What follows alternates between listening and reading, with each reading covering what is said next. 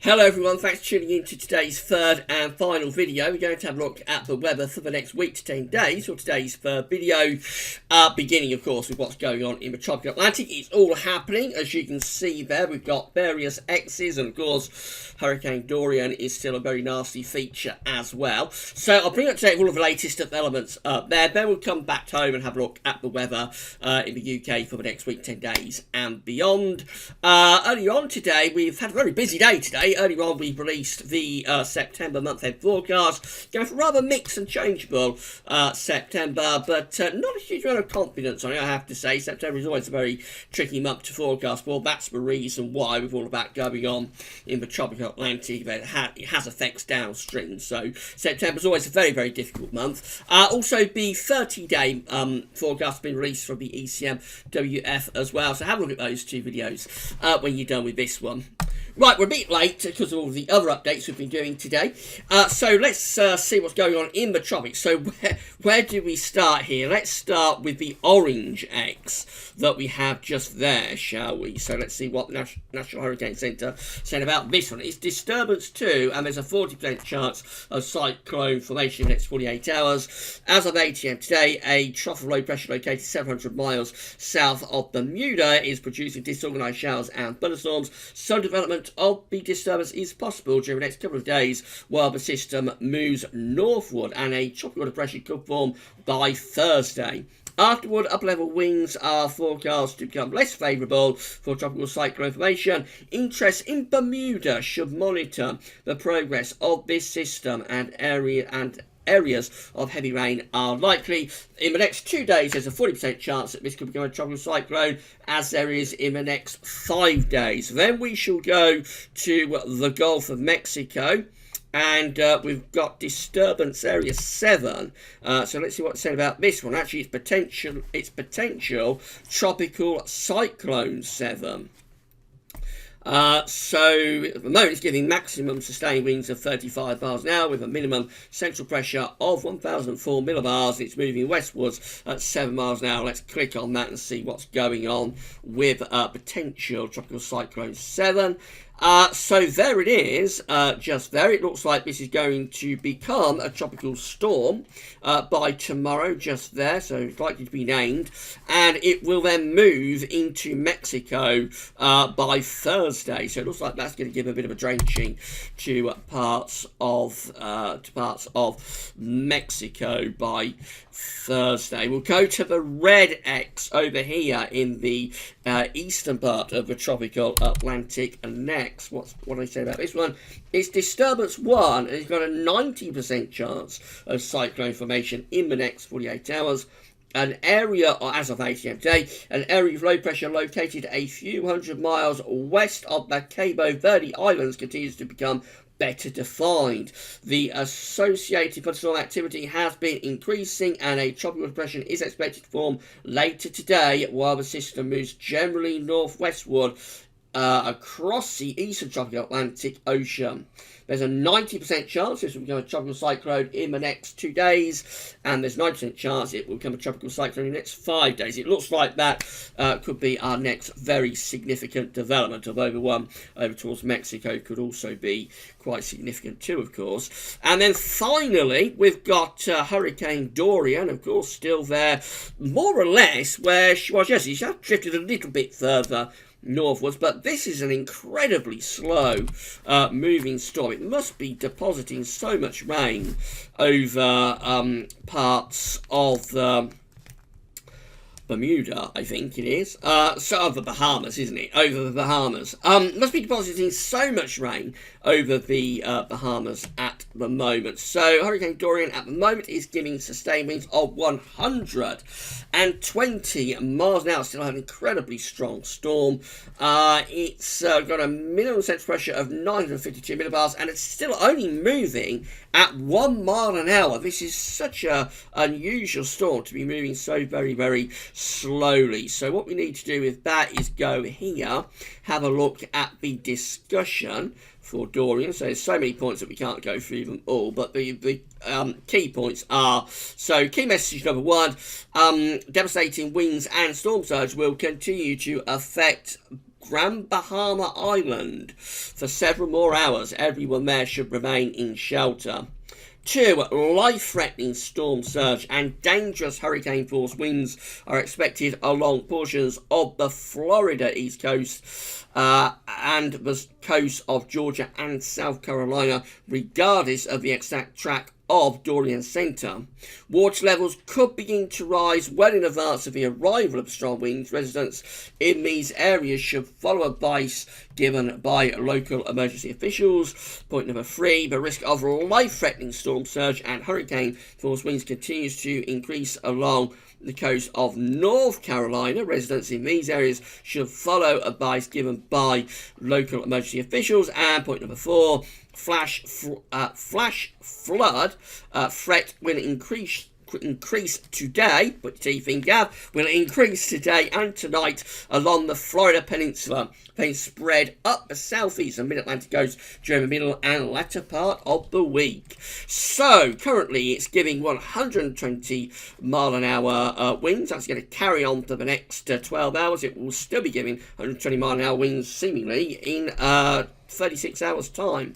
In 2 days, 48 hours time, it's down to 115 miles an hour, then it goes down to 72 miles an hour, 72 hours it goes down to 100 miles an hour, I should say. 96 hours it goes down to 85 miles an hour, and by 120 hours it's down to 80 mile an hour winds, and by then it is post or extra tropical, and it will be heading up towards the eastern seaboard of states by that point. This is the radar picture from Gav's weather vid. So what we have to do with this is scroll across the Atlantic. I showed you this yesterday. So we just move out across the Atlantic. Eventually we will come to the east coast of America, so we're up around Canada there. We want to move downwards down the eastern seaboard, and there is Dorian. So that hasn't moved very much since we looked at it yesterday. I don't think it's very similar position. It's drifted a little bit further northwards, but to be honest, this is moving so incredibly slowly. Let's move in, and we still see a very defined eye. The eye isn't as tightly packed as it was yesterday. So that just tells that a little bit of weakening has taken place with this storm, but it's still giving 120 mile an hour winds. So this is still an incredibly powerful storm indeed, and it's just off the east coast of Florida. Some of the bands of rain are hitting the east coast of Florida, but the main area of rain and storminess is out in the Atlantic Ocean. So still very significant storm with Dorian. It's going to carry on for another day or two, and then it's going to start to move up the eastern coast of America, and it will start to get a bit of a move on then. Obviously, anybody in the path of Dorian needs to take care and do all of the things they need to do to stay safe. Right, coming back to home, and this is how the GFS upper air temperature and precipitation ensembles are looking for the next couple of weeks. For Manchester, the red line here is a 30-year upper air temperature average for Manchester. It's a little bit warmer today, a bit warmer out there today, but temperatures are on the slide. There's going to be a band of wet weather spreading across the country through the rest of this afternoon and overnight tonight, and then once that gets out of the way, that drops the temperature down. The rest of the week is actually looking pretty cool, I have to say. The rest of the week looks generally on the cool side. Into next week and up to the second half of September, again, no real sign of anything particularly warm. It looks like we keep close to average, really. There are a few warmer outlier members, these ones up here, but equally there's quite a few cooler ensemble members as well, those ones down there. Overall, it looks like temperatures aren't deviating that far from average for the next couple of weeks, and a relatively cool, certainly first half to September still looks likely. Precipitation-wise, plenty of precipitation spikes coming up. This is for Manchester, so a little bit exposed to those Atlantic winds, but nevertheless is a suggestion that certainly for northern and western parts of the country, it's likely to be quite unsettled into the middle and second half of the month. Maybe just signs that it's going a little bit drier then, but even at that point, there are quite a few ensemble members that are giving us precipitation. Looks quite cool in the weekend. This is a temperature anomaly from the 3rd to the 11th of September. Generally, it's below average, not just for the UK, but through many parts of Central, Northern and Western Europe. Quite a chilly start to September this year. Precipitation anomalies close to average away from Ireland and the far southwest of England, where it's a bit drier than average. Otherwise, it's close to or a bit wetter than average for many of us. That's how the GFS is looking for Friday. So low pressure is running in off the Atlantic on Friday. That could give us outbreaks of rain from the north and the west, although this ridge down the south might keep southern counties mainly dry. That low pressure moves into the North Sea on Saturday, and wind turns into the north, so it'll become quite chilly again over the weekend. And then into Sunday, where we find ourselves under a little bump of high pressure on Sunday. Notice the remains of Hurricane Dorian there around Newfoundland, moving into the North Atlantic. And as we go through next week, it looks like the GFS anyway wants to turn us quite unsettled. So on Monday we have a weather system coming in off the Atlantic that could bring outbreaks of rain. Low pressure containing remains of Dorian is to the south of Greenland. As we go through Tuesday and into Wednesday, the low pressure containing remains of Dorian moves into the north of Scotland, bringing us all a spell of wet and windy weather. Nothing to be alarmed about, just typical autumnal type conditions there through the middle of next week. But rather cool, rather cloudy, rather wet, windy is what the GFS wants to give us from the remains of Hurricane Dorian up to day 10. That's how we're looking. So a bit of a ridge building into south at day 10, which is Friday the 13th of September. Bit of a ridge into the south, brings some warmer dry weather there, but cloud and rain likely with this low pressure out to the north and west. In more extended range, the GFS for a while anyway tries to build in some high pressure, but it doesn't really come to a great deal. Only settles things down for a few days, when low pressure's back in off the Atlantic as far as we can go Thursday the 19th of September. So this is looking like a very changeable September as far as the GFS is concerned. But of course there are other models as always. So this is the GEM. That's how things are looking on Friday. Not as unsettled generally on Friday, although low pressure is slipping down the east coast as we go through into Saturday. So I suppose that could bring some rain for northern and eastern parts of the country, but out in the west it's not as unsettled.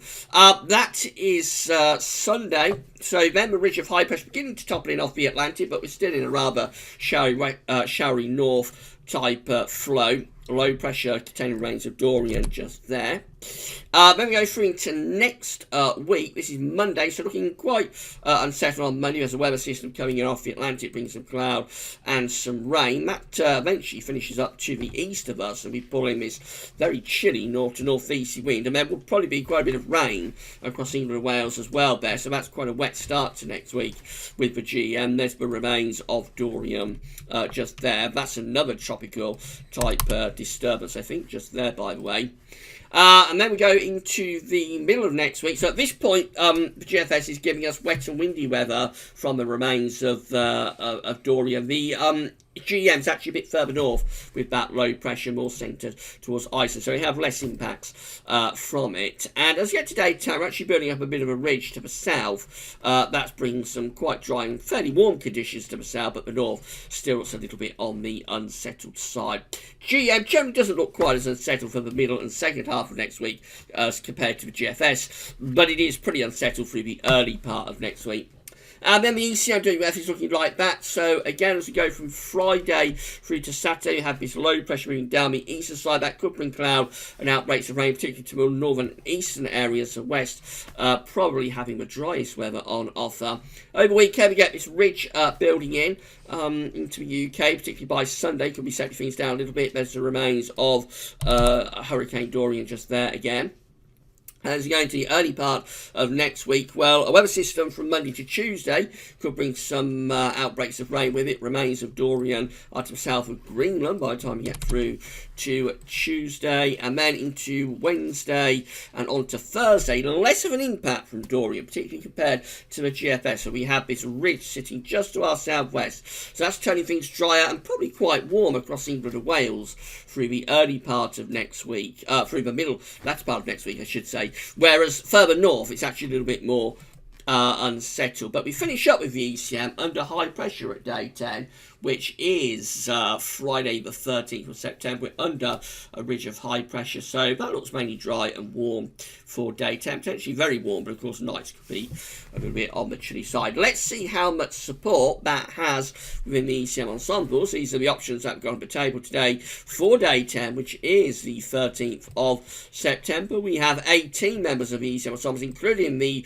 operational and the control run. The operational run is the run we're just looking at, with high pressure more or less centred over country, a little bit to the south, but it's more or less over country. Low pressure's up to the north, and jet streams push northwards as well, so that's a pretty dry and warm solution. And then there's another 12 with high pressure kind of like over northern France, low pressure again to the north. That's again bringing up quite warm southwesterly type winds. There's 9 that look a lot more unsettled. They've got high pressure sitting just to the south of us, with low pressure sinking in towards Scotland, so obviously they're going to be a cooler and more unsettled option.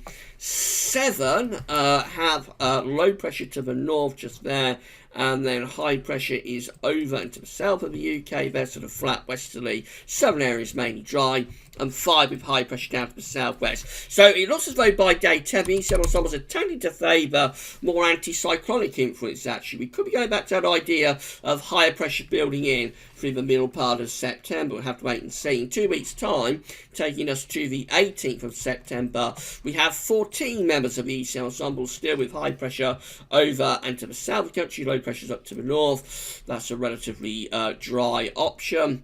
11 with high pressure over and just to the east of the country. They're bringing up potentially warm or very warm southerly winds. Another 11 though with low pressure almost over top of the UK as a trough in the 500 millibar flow there. Very unsettled obviously. 8 with low pressure over and to the east of the country. That's going to be a cool, unsettled option. And then 7 with a Scandinavian high. Let's just change the colour. We've got a Scandinavian high just there with those 11. They're bringing in easterly winds. A proper range of options in 2 weeks' time. But at day 10, it does look as though the ECM ensembles are probably favouring higher pressure to be the result of the remains of Hurricane Dorian moving into the North Atlantic. But remember, GFS is much, much more unsettled for next week, and any ridges that the GFS does attempt to build are very quickly sort of flattened off. Finally, just having a look at CFSV2 for the next month. These are 500 millibar heights broken down to week periods. First week period takes us from the 3rd to the 9th of September. The coming week with above average heights to the west, below average heights to the east. It leaves us with sort of a northwesterly type wind. So a little bit on the unsettled side, particularly for northern east areas, and rather cool as well. Then we go through to week 2, which is the 10th to the 16th of September, sort of favouring the ECM solution actually. So high pressure sort of over and just a little bit to the south of the country, low pressure up to the north, jet streams push northwards as well. That's turning things warm and dry as we go through towards the middle of September.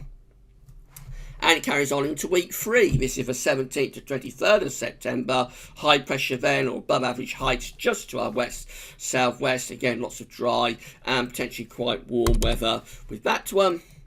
And then finally, week 4 is the 24th to the 30th of September, just showing signs that the ridge is beginning to collapse south. Trough of low pressure in over Scandinavia. That's probably starting to break the ridge down and turn things more unsettled and potentially a little bit cooler as well. So all of a sudden we appear actually to have a few hints here that next week could start to see more influences from high pressure, but bearing in mind the GFS is very unsettled. And the GFS ensembles look quite unsettled as well. So it's going to be a case of wait to see how this plays out. The remains of Hurricane Dorian are going to come out of the eastern seaboard and up to Newfoundland over the weekend, and then move into the North Atlantic early next week. And what happens with that, what impacts that has, bringing that major area of low pressure and of course push of warmth from the tropical Atlantic north into the North Atlantic, what impacts that has as we move through next week remains to be seen. It looks like it could go either way really, so we might actually be quite cool and unsettled, next week or Dorian might sort of stall somewhere around Greenland and allow a ridge to build, at least for a while anyway, across western parts of Europe. We shall see. It'll all play out in the next few days. But again, it highlights, as I say in the videos every single day, and I'm repeating myself, but it highlights the uncertainty in the month of September and sometimes for October too, when we have such activity in the tropical Atlantic. Right, that's it for your videos for today. Been such a busy day, hasn't it? Don't usually have the month-ahead forecast falling with the ECM 30-day forecast. So just the way the calendar has worked out this month. But that's all for now. We'll be back tomorrow with a 5-day forecast. Of course, we'll have another week to 10-day video update as well tomorrow. But 20 minutes, that's it for now. And thanks for watching.